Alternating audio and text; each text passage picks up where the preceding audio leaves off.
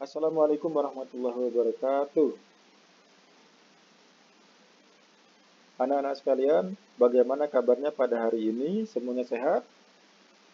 Alhamdulillah. Bapak doakan untuk anak-anak sekalian menjadi anak-anak yang soleh dan soleha, berbakti kepada orang tua, dan menjadi anak yang sukses kelak di dunia maupun di akhirat. Nah, kali ini kita belajar materi mengenai menjalani hidup penuh manfaat dengan menghindari berpoya-poya. Pada bab 3 menghindari berbagai perilaku tercela.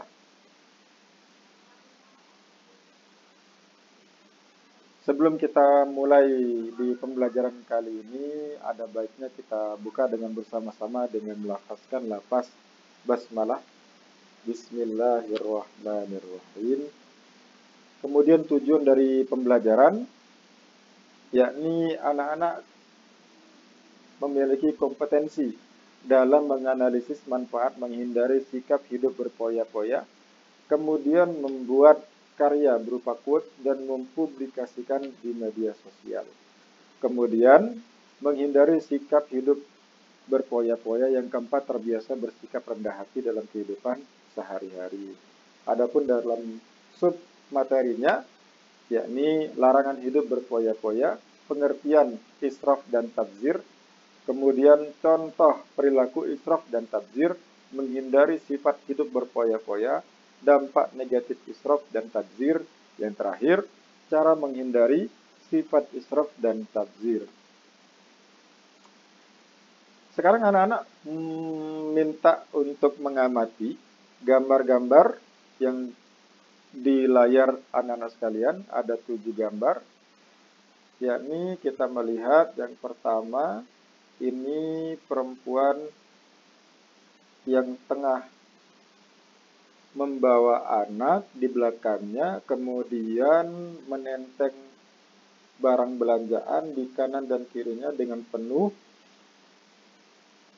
Kira-kira pesan moralnya apa? Kemudian berikutnya, ini pria berkacamata, memiliki jambul, kemudian berdasi, berjas, kemudian membawa wadah yang berisikan penuh dengan uang. Kalau yang ini, perempuan yang berada pada tengah-tengah tumpukan uang. Sedangkan ini, perempuan yang tengah selfie di depan cermin. Ini merupakan pria laki-laki berkacamata, memiliki barang-barang mewah, kemudian menghambur-hamburkan uang. Sedangkan di sampingnya ada orang miskin yang tidur di luar dengan rumah yang tidak terlalu bagus. Nah, anak-anak sekalian, coba untuk diamati gambar-gambar tersebut, kemudian sampaikan pesan-pesan moralnya ke dalam Google Classroom. Yang anak-anak sampaikan pesan moralnya.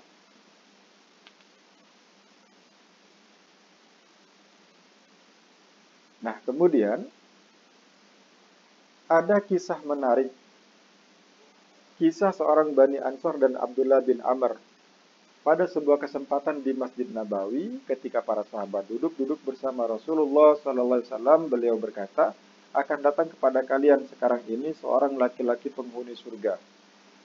Abdullah bin Amr bin As meneliti orang-orang yang lewat tersebut, menginap di rumahnya selama 3 malam. Ternyata amalannya biasa. Abdullah bin Amr lalu bertanya tentang amalan khusus yang bisa memasukkannya ke surga. Jawab pemuda Ansor kepada Abdullah bin Amr, benar amalanku seperti yang engkau lihat. Hanya saja aku tidak pernah berbuat curang kepada seorang pun. Aku juga tidak pernah iri ataupun hasad kepada seseorang atas karunia yang telah diberikan Allah kepadanya. Kira-kira kisah ini apa yang dapat kita ambil pelajaran? Iya, betul sekali.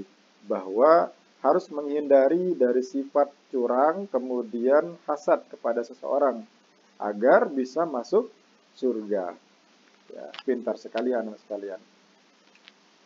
Nah, yang pertama kita membahas masalah larangan untuk berpoya-poya.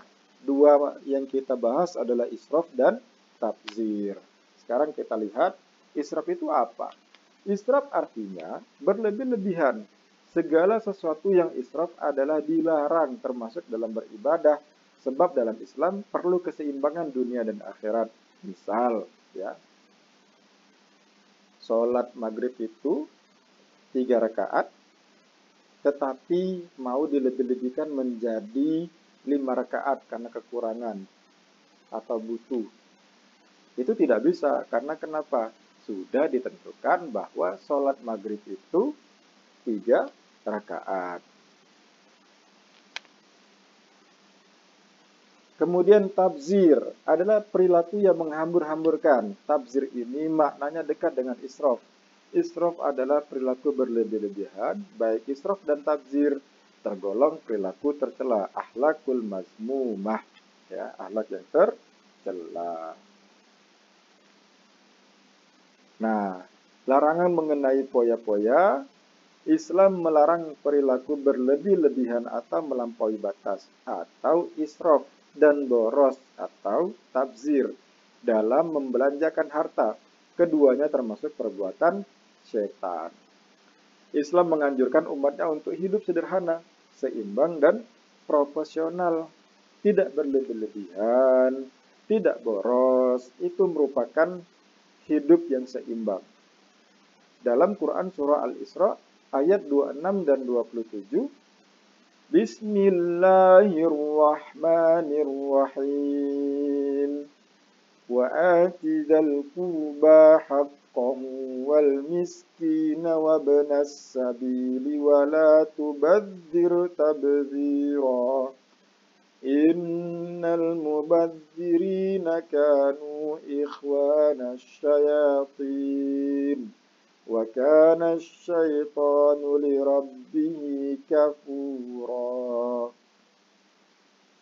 Dan berikanlah haknya kepada kerabat dekat, juga kepada orang miskin dan orang yang dalam perjalanan. Dan janganlah kamu menghambur-hamburkan hartamu secara boros. Sesungguhnya orang-orang yang pemboros itu adalah saudara setan. Dan setan itu sangat ingkar kepada Tuhannya. Al-Isra ayat 26 sampai 27. Nah, coba perhatikan anak-anak sekalian, contoh israf dan tabzir dalam kehidupan kita. Contohnya dalam hal makan dan minum. Ayo, di sini siapa yang sering menyisakan makanan atau tidak menghabiskan makanan? Kemudian dalam hal berbicara, kemudian dalam hal waktu di medsos, kemudian dalam hal berbelanja, dan dalam hal berpenampilan. Ya. Nah, menghindari hidup berpoya-poya, contoh perilaku israf dan tabzir dalam hal makanan dan minuman. Kita lihat tadi gambarnya, ternyata masih banyak di piring itu nasi dan lauk yang tidak dihabiskan. Coba bayangkan, kalau sebanyak nasi dan lauk yang ada di piring-piring itu kita kumpulkan se-Indonesia, maka bisa jadi akan banyak nasi dan lauk yang dapat kita berikan yang masih layak untuk dimakan. Namun, anak-anak sekalian, itu tidak boleh karena sudah bekas. Untuk itu, mari kita mengambil makanan itu dengan seperlunya, tidak berlebih-lebihan, sehingga seimbang antara perut dan lambung. Seorang mengambil banyak makanan dan minuman pada suatu acara tasyukuran, cara menghindarinya adalah ia takut tidak mendapat bagian tanpa sama sekali tidak mempertimbangkan daya tampung perut. Akhirnya dia tidak sanggup menghabiskan makanan dan minuman. Oleh karenanya caranya adalah anak-anak harus mengambil makanan itu dengan porsinya, tidak terlalu banyak. Kemudian perilaku israf dan tabdzir dalam berbicara, seperti berkata-kata yang tidak penting, tidak perlu, baik secara langsung bertemu dengan lawan berbicara ataupun melalui media elektronik, termasuk media sosial. Itu juga boros. Ya, apalagi ghibah, ya, sesuatu yang mendatangkan dosa, bukan pahala. Untuk itu, mari kita bisa untuk bijak dalam berbicara maupun menggunakan media sosial. Hal-hal yang tidak perlu, yang berlama-lama sehingga kita lupa dengan ibadah, maka itu harus dihentikan. Kemudian yang ketiga, dalam berpenampilan, contohnya memakai perhiasan emas di kedua tangan, leher, jari jemari, dan kaki pada saat pertemuan warga. Itu juga hal yang dapat membuat rasa iri, rasa hasad, berpoya-poya ataupun ria. Ya. Berpakaian mahal, mewah, lengkap dengan tas impor dan lain sebagainya macamnya. Oleh karenanya, kita harus menghindari hidup yang sederhana, tidak mengundang orang lain untuk mencuri atau kejahatan, sehingga hidup kita aman dan tentram, tidak diganggu sama orang lain. Ya. Kemudian dampak negatif perilaku dari israf dan tabzir. 1. Terlalu sibuk mengurusi duniawi dan melalaikan akhirat. Sebagaimana yang telah Bapak tadi sampaikan, selalu sering melihat media sosial, akhirnya lupa dengan waktu sholat. Terlalu sering juga menonton, maka akan menghindarkan atau melalaikan dalam sholat. Akhirnya tidak sholat. Ini dampak negatif dari perilaku israf dan tabzir. Kemudian yang kedua, menimbulkan sifat iri, dengki, dan pamer.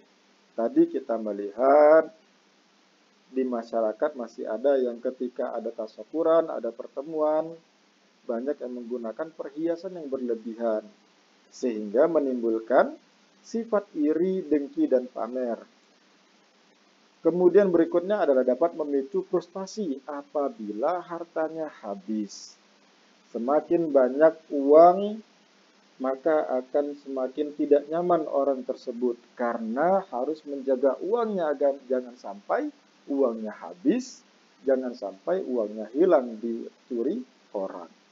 Berikutnya adalah berpotensi menimbulkan sifat kikir karena sayang dengan harta yang dimiliki.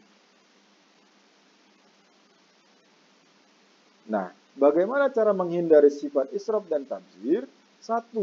Membelanjakan harta sesuai dengan skala prioritas kebutuhan.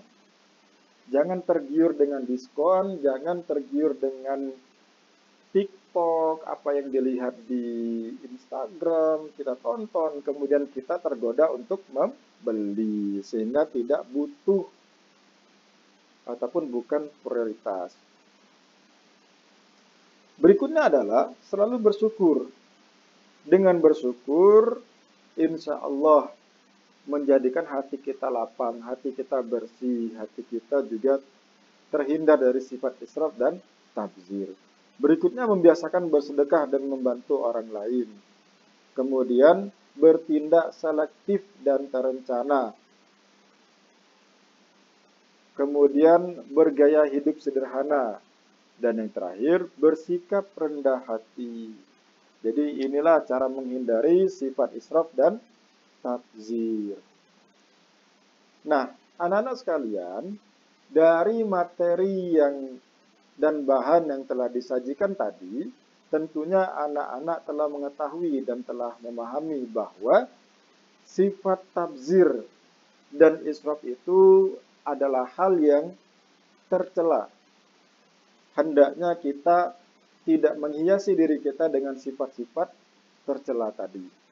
Oleh karenanya, anak-anak sekalian, cara menghindarinya dari sifat tersebut sebagaimana tadi ada 6 poin. mulai dari membelanjakan harta sesuai dengan skala prioritas kebutuhan sampai bersikap rendah hati. Nah, anak-anak sekalian, sebagai kegiatan refleksi kita pada hari ini, pelajaran apa yang anak-anak dapatkan dari materi tentang perilaku tercela berpoya-poya? Anak-anak dapat dikerjakan di Google Classroom yang telah disediakan.